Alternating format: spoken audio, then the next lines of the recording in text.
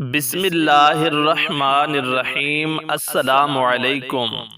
حضرت موسیٰ علیہ السلام کے زمانے میں ایک عورت تھی جو کہ انتہا کی بدکار اور انتہا کی خوبصورت تھی۔ وہ اتنی خوبصورت تھی کہ کوئی بھی مرد اسے دیکھ کر اس سے برائی کیے بغیر نہیں جاتا تھا۔ اس نے اپنے گھر میں ایک محل بنایا، محل میں تخت بنایا اور پھر وہ تخت پر بیٹھ جایا کرتی، اور اس کے آس پاس مرد ہی مرد ہوتے تھے برائی کرنے والے۔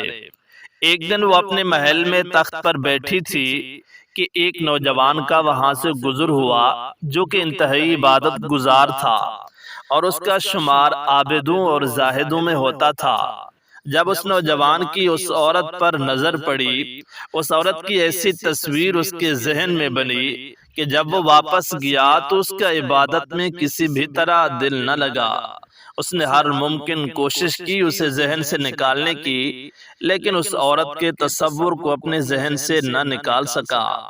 بہت کوشش کرنے کے بعد جب وہ کسی بھی طرح کامیاب نہ ہو سکا تو اس نے اتنی رقم جمع کی جتنی رقم نے وہ عورت کسی مرد کو اپنے قریب آنے دیتی تھی، اور عورت کے پاس چلا گیا۔ جب وہ عورت کے پاس پہنچا اور تخت کے قریب بیٹھا تو اس کے دل میں خیال آیا، میں نے اپنی ساری زندگی اللہ کی عبادت، اللہ کے ڈر اور اللہ کے خوف میں گزار دی ہے، اور اگر میں آج یہ کام کرتے ہوئے مر گیا تو میں اللہ کو کیا منہ دکھاؤں گا۔ بس یہ خیال آنا تھا کہ اس کا جسم کانپنے لگ گیا۔ اس نے عورت سے کہا کہ میں نے جانا ہے، مجھے کوئی ضروری کام ہے۔ عورت نے کہا چلے جاؤ، لیکن جس کام سے یہاں آئے ہو وہ تو کرتے جاؤ۔ لیکن نوجوان نے انکار کر دیا۔ عورت کے بار بار اصرار پر اس نے کہا کہ میں نے اپنی ساری زندگی اللہ کی عبادت میں گزار دی ہے، اور میں یہ کام کر کے اللہ کو ناراض نہیں کر سکتا۔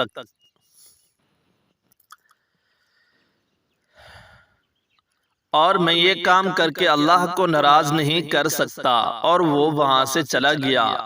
جب وہ وہاں سے چلا گیا تو عورت نے سوچا، میں اتنی حسین اور خوبصورت ہوں کہ آج تک جو بھی مرد میرے قریب آیا مجھ سے برائی کیے بغیر نہیں رہ سکا، لیکن یہ کیسا نوجوان تھا جس کے دل میں اللہ کا اتنا ڈر تھا کہ اس نے مجھ جیسی خوبصورت عورت کو چھوڑ دیا اور چلا گیا۔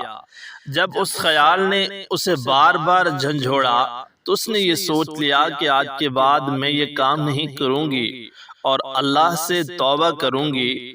اور وہ حضرت موسیٰ علیہ السلام کے پاس گئی کہ وہ اللہ کے نبی ہیں، میں ان سے جا کر دریافت کروں کہ کیا میری جیسی گناہگار عورت کے لیے بھی توبہ کی کوئی گنجائش ہے اللہ کے ہاں۔ جب وہ حضرت موسیٰ علیہ السلام کے پاس گئی تو حضرت موسیٰ علیہ السلام لوگوں کو تعلیم کر رہے تھے۔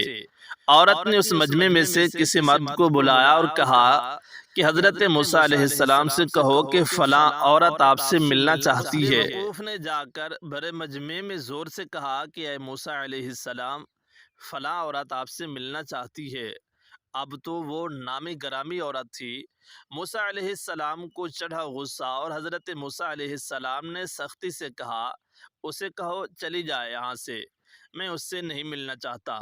اس بندے نے جا کر عورت کو پیغام دیا کہ موسیٰ علیہ السلام کہتی ہیں کہ میں اس عورت سے نہیں ملنا چاہتا، اسے کہو کہ یہاں سے چلی جائے۔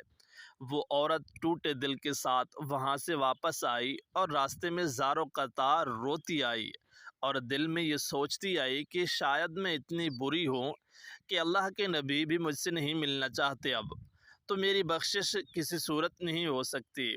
گھر آ کر اس نے اپنے آپ کو کمرے میں بند کیا۔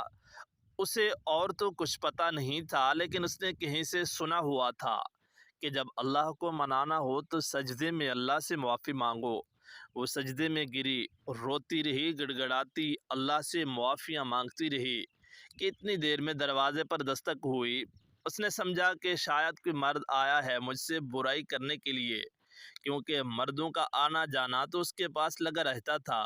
اس نے کہا کچھ بھی ہو جائے میں دروازہ آج نہیں کھولوں گی، لیکن دروازے کی دستک اور تیز ہوتی گئی۔ اس نے بالآخر ہمت کر کے دروازہ کھولا تو سامنے حضرت موسیٰ علیہ السلام کھڑے ہوئے تھے۔ اس عورت نے حیرانگی سے پوچھا، اے موسیٰ علیہ السلام، اے اللہ کے نبی، آپ میرے دروازے پر کیسے؟ حضرت موسیٰ علیہ السلام نے کہا کہ دراصل جب تم میرے پاس آئی تھی میں لوگوں کو تبلیغ کر رہا تھا اور میں نے خود تم سے ملنے سے انکار کر دیا تھا، لیکن جب تم چلی گئی تو جبرائیل علیہ السلام میرے پاس آئے اور اللہ کا پیغام لے کر آئے کہ اللہ پاک فرما رہے ہیں، اے میرے پیغمبر، میری ایک بندی آپ سے میرا راستہ پوچھنے آئی تھی، آپ نے تو اسے ڈانٹ ہی دیا، اور مجھے اللہ نے کہا کہ تم اس کے گھر جاؤ اور اسے جا کر کہو کہ آج تم نے توبہ کی ہے تو اللہ تم سے اتنا خوش ہے کہ اللہ نے تمہارے سارے گناہ معاف کر دیے ہیں۔ اگلے دن اس عورت نے سوچا کہ اب میرا اس بستی میں رہنا بہت مشکل ہے، کیونکہ یہاں پر اگر میں رہتی تو یہاں پر تمام لوگ مجھ سے برائی کرنے کے لیے آئیں گے، اور میں کیوں کر توبہ کر چکی ہوں تو مجھے اس بستی کو چھوڑ دینا چاہیے۔ چنانچہ اس عورت نے اس بستی کو چھوڑا اور اس نوجوان کی تلاش کیا جس کی وجہ سے اس نے توبہ کی۔ اس نوجوان کو ڈھونڈنے کے بعد جب اسے بتایا گیا کہ وہ آدمی عبادت کر رہا ہے اور جیسے ہی فارغ ہوگا اس عورت کی اس سے ملاقات کرا دی جائے گی، وہ عورت گھر کے صحن میں بیٹھ گئی اور اس نوجوان کا انتظار کرنے لگی۔ جیسے ہی وہ نوجوان عبادت سے فارغ ہو کر کمرے سے باہر نکلا اور صحن میں اس عورت کو بیٹھے دیکھا، اس کے دل میں خیال آیا کہ شاید یہ یہاں پر بھی میرا ایمان خراب کرنے آ گئی ہے اور میں نے اسے اتنی مشکلوں سے اپنے تصورات سے نکالا۔ وہ نوجوان وہیں پر گرا اور اس کی موت ہو گئی۔ عورت نے اس نوجوان کے گھر والوں کو بتایا کہ پہلے میں ایسی تھی، یہ نوجوان میرے پاس آیا تھا اور اس کی صحبت کی وجہ سے مجھے توبہ کی توفیق نصیب ہوئی۔ میں نے اپنی پہلی والی زندگی سے توبہ کی اور میں یہاں اس نوجوان سے ملنے آئی تھی کہ شاید یہ مجھ سے نکاح کر لے، اور اسے بتایا گیا کہ اس عورت کا ایک بڑا بھائی ہے، اس سے پوچھ لیتے ہیں، اگر وہ آپ سے نکاح کر لیتا ہے تو ہمیں کوئی اعتراض نہیں۔ علماء کرام لکھتی ہیں کہ اس عورت نے اعتراض نہیں کیا۔ اس عورت کی شادی اس نوجوان کے بڑے بھائی سے کر دی گئی، اور اللہ نے اس عورت کی سچی توبہ کرنے کا صلہ یہ دیا کہ اللہ نے اس عورت کو 7 بیٹے عطا کیے، اور وہ 7 کے 7 بیٹے بعد میں بنی اسرائیل کے بہت بڑے ولی گزرے ہیں۔ امید کرتے ہیں آج کا یہ واقعہ ویڈیو پسند آئی ہوگی۔ ویڈیو پسند آئی ہے تو دل سے لائک کر دیں گے، چینل کو لازمی سے سبسکرائب کر دیں گے۔ اللہ حافظ۔ السلام علیکم ورحمۃ اللہ وبرکاتہ۔